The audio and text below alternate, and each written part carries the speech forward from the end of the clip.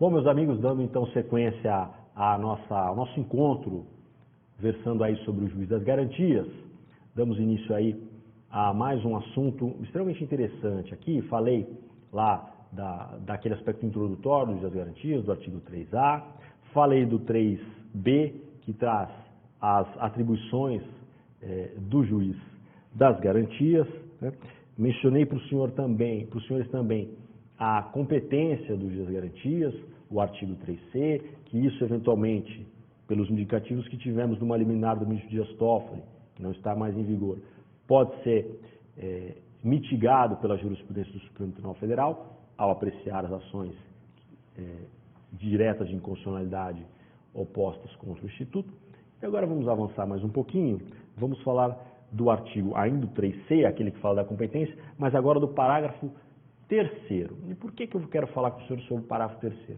Porque ele traz aqui uma determinação que, a meu ver, vai causar, e já está causando polêmica, e vai causar um problema de ordem prática. E aí eu quero ver se os senhores concordam ou não comigo. Então vamos lá, artigo 3C, parágrafo 3º. O que diz o parágrafo 3º?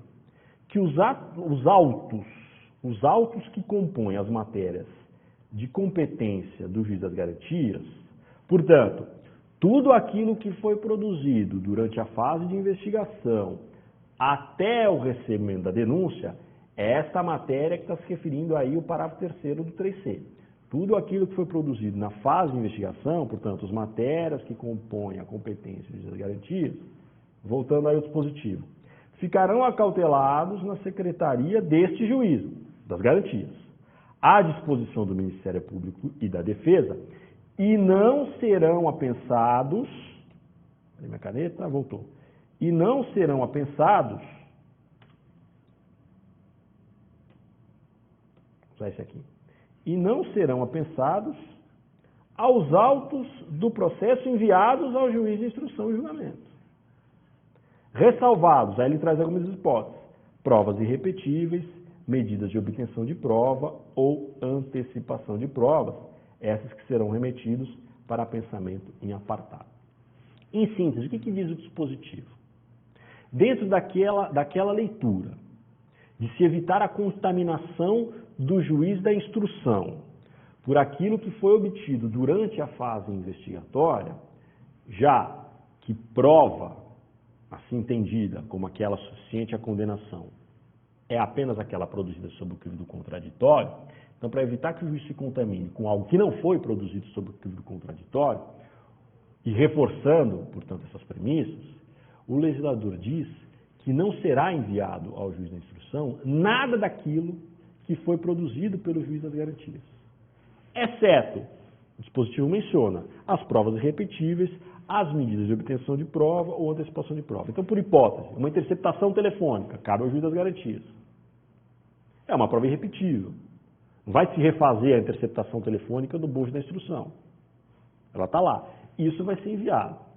Agora, fora as hipóteses determinadas aqui pelo legislador, provas irrepetíveis, medidas de obtenção de prova e antecipação de prova, nada mais pode chegar ao conhecimento do juiz da instrução.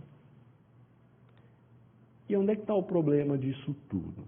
Dois problemas que eu antevejo aqui, não sei se os senhores vão concordar comigo. O primeiro deles é o seguinte: o parágrafo imediatamente anterior, que é o parágrafo 2º, se os senhores acompanharem aí, os senhores vão notar que o parágrafo 2º ele diz mais ou menos o seguinte: recebida a denúncia lá pelo juiz das garantias e remetidos os autos ao juiz de instrução, este de instrução terá que reapreciar as medidas cautelares, eventualmente deferidas pelo juiz da instrução, no prazo de 10 dias. Está lá no parágrafo 2º. Então, em suma, o juiz da instrução, ao receber a denúncia, que já foi recebida, né? Então, ao receber os autos, na verdade, quem recebe a denúncia é o juiz da instrução. Ao receber os autos com a denúncia já recebida, o juiz da instrução tem 10 dias para reapreciar as cautelares.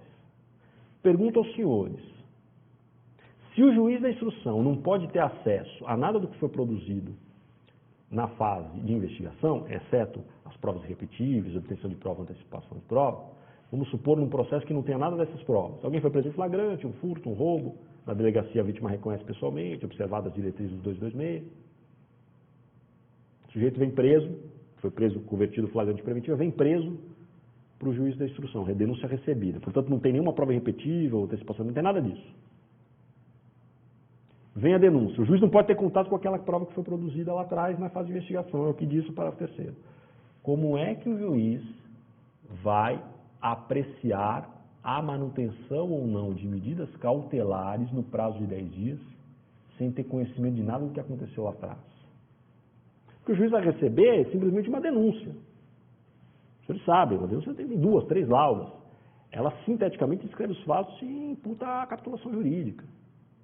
Como é que o juiz vai reapreciar uma cautelar que foi decretada lá atrás pelo juiz das garantias, sem ter conhecimento do que foi produzido lá atrás? Vai decidir com base no quê? Vou mais longe. Falei do parágrafo 2º, vamos agora para o parágrafo 4º, na tela aí para os senhores. Os senhores viram que não serão enviados ao juiz de instrução e julgamento os autos do processo lá do juiz das garantias. Mas o parágrafo 4 é o seguinte: fica assegurado às partes o amplo acesso aos autos acautelados no juiz das garantias.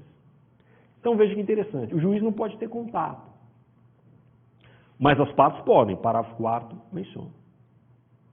E aí eu pergunto aos senhores, de que adianta o advogado de defesa, por exemplo, ter acesso àquilo que foi produzido na fase investigatória pelo juiz das garantias, se ele não pode levar ao conhecimento do juiz que vai julgar o caso? Em outras palavras, como é que o defensor vai instruir, por exemplo, um pedido de revogação de prisão preventiva que foi decretada lá atrás, se ele não pode usar nada do que foi dito lá atrás para apresentar ao juiz? Há algum sentido nisso? Então veja, eu só posso entender da seguinte maneira. É razoável que o juiz, de ofício, vá buscar o que foi produzido lá atrás sob a competência do juiz das garantias. Isso é razoável.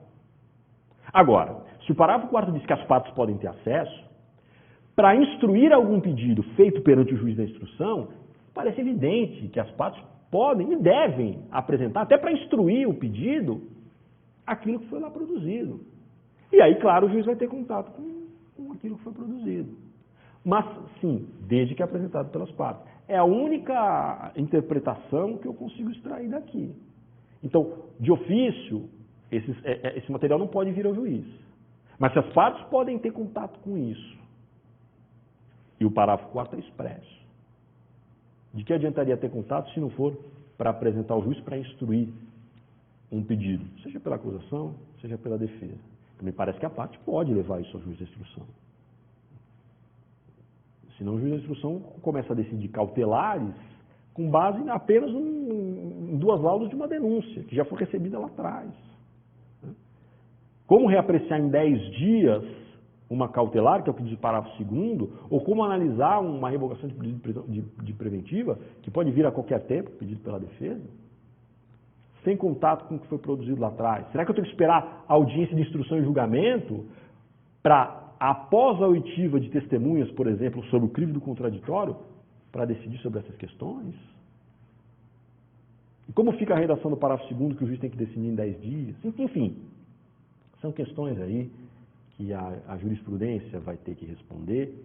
Vamos aguardar se o Supremo Tribunal Federal, ao enfrentar as ADIs, vai dar alguma interpretação conforme aí nesse dispositivo. Eu acredito que sim, porque senão me parece que fica inconciliável aí os parágrafos, especialmente o 2º, o 3º e o 4º do artigo 3C do juiz das garantias.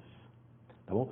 É aí uma polêmica que eu trago aos senhores para reflexão, e aí os senhores vão aí interpretar como acham que deve, no aguardo do que vai dizer a jurisprudência. Tá bom? Dando sequência aí no nosso encontro, eu vou falar um pouquinho do artigo 3D agora. Seguindo, o juiz que, na fase da investigação, praticar qualquer ato incluído nas competências do artigo 4º e 5º deste Código, claro que é do CPP, né? ficará impedido de funcionar no processo. Primeira coisa que eu quero chamar a atenção dos senhores.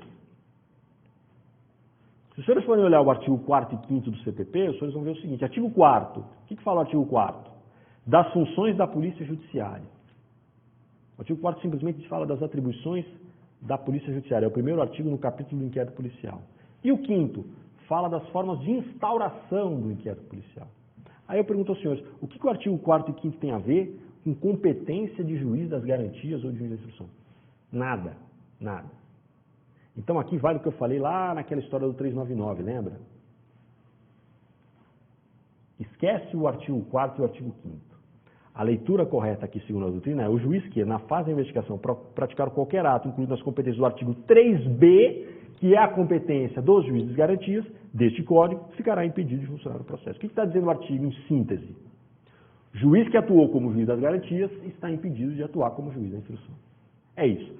Ah, professor, mas como é que o legislador aqui, mais uma vez, comete um erro desse de mencionar artigo 4º e 5º, que não tem nada a ver com competência da juiz das garantias? A competência da juiz das garantias está no 3b. Eles falam de 4º e 5º, que dispõe sobre a atribuição da Polícia Judiciária e formas de instalação do inquérito policial. Mais uma vez, eu volto àquela explicação que eu dei no início. Lembra daquela que eu falei, daquela colcha de retalhos que virou o nosso Código de Processo Penal? Isso aqui não é responsabilidade só do legislador, né? Como eu disse, é mais fácil aprovar leis esparsas do que aprovar um projeto de código, muito mais complexo, enfim, muito mais demorado. O que aconteceu aqui?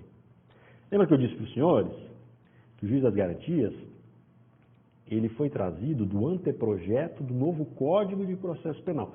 Embora colocado aqui no nosso código pelo pacote anticrime, ele não nasceu junto com o pacote anticrime, com aquelas 10 medidas de corrupção. Não. Ele foi, durante os debates no Congresso, ele foi transplantado lá do anteprojeto do novo código para o nosso código aqui de 1940 e ali colocado. Qual que é o problema?